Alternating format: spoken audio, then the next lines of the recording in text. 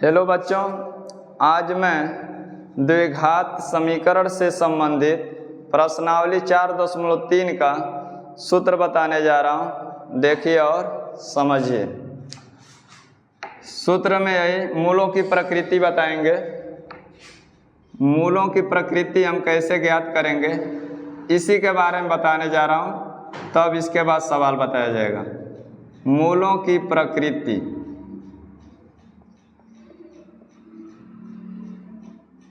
ये मूलों की प्रकृति है हेडिंग। अब ध्यान दीजिए, मूलों की प्रकृति हम द्विघात समीकरण को लेकर हल करते हैं, पता करते हैं। तो पहले लिखेंगे यदि द्विघात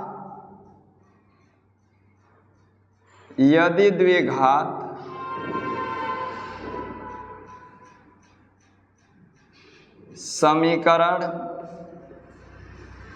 ax square plus bx plus c equal 0 हो, तब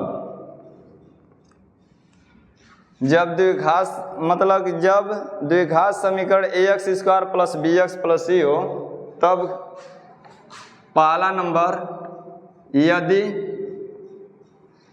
यदि b स्क्वायर माइनस 4ac, यदि b स्क्वायर माइनस 4ac बड़ा है 0 से, जिधर खुला भाग रहता है उसको बड़ा कहते हैं और जिधर नोक रहता है उसको छोटा कहते हैं। तो वही लिख रहे हैं, यदि b स्क्वायर माइनस 4ac बड़ा है 0 से, तब 0 से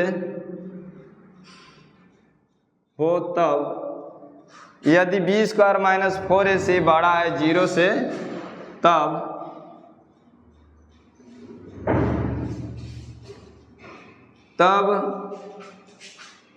मूल, तब समीकरण के लिख दीजिए, तब समीकरण के मूल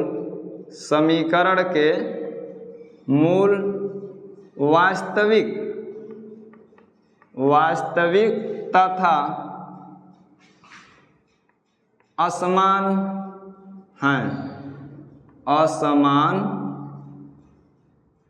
होंगे का ये चाहे लिख दीजिए। चलिए होंगे लिख दे रहा हूँ, असमान होंगे। ध्यान दीजिए, यदि b स्क्वायर माइनस 4ac बड़ा है 0 से, तब समीकरण के मूल वास्तविक तथा असमान होंगे। इस तरह का जब आएगा तो यही मूल के मतलब वास्तविक तथा असमान होंगे, लिख दीजिएगा। दूसरा, यदि b स्क्वायर माइनस 4ac बराबर 0 हो, तब जब b स्क्वायर माइनस 4ac बराबर 0 हो, तब समीकरण के मूल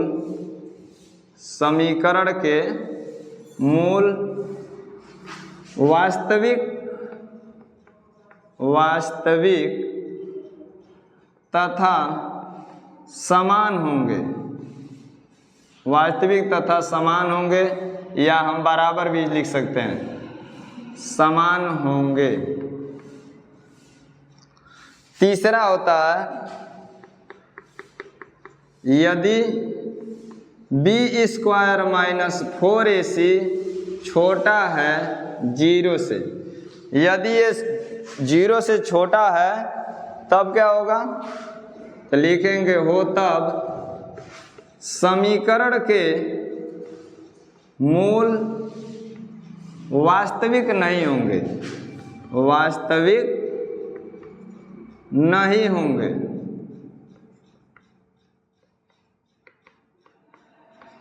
इन दोनों कंडीशन में समीकरण का अस्तित्व होगा और इस कंडीशन में समीकरण का अस्तित्व नहीं होगा, ये भी याद रखिएगा। तो आपका ये मूलों की प्रकृति बताने मतलब पहचानने का नियम है। ये जब ये तीनों आप सूत्र याद कर लेंगे, नियम याद कर लेंगे, तो आप मूलों की प्रकृति आसानी से ज्ञात कर लेंगे। अब एक और सूत्र लिख दे रहा हूं, विविक्त कर। यदि द्विघात यदि द्विघात समीकरण ax square plus bx plus c equal 0 हो तब विविक्त कर ज्ञात करना होगा। तो लिख देंगे विविक्त कर, इंग्लिश में डिस्क्रिमिनेंट कहते हैं। विविक्त कर d से निरूपित करते हैं, d बराबर b स्क्वायर माइनस 4ac।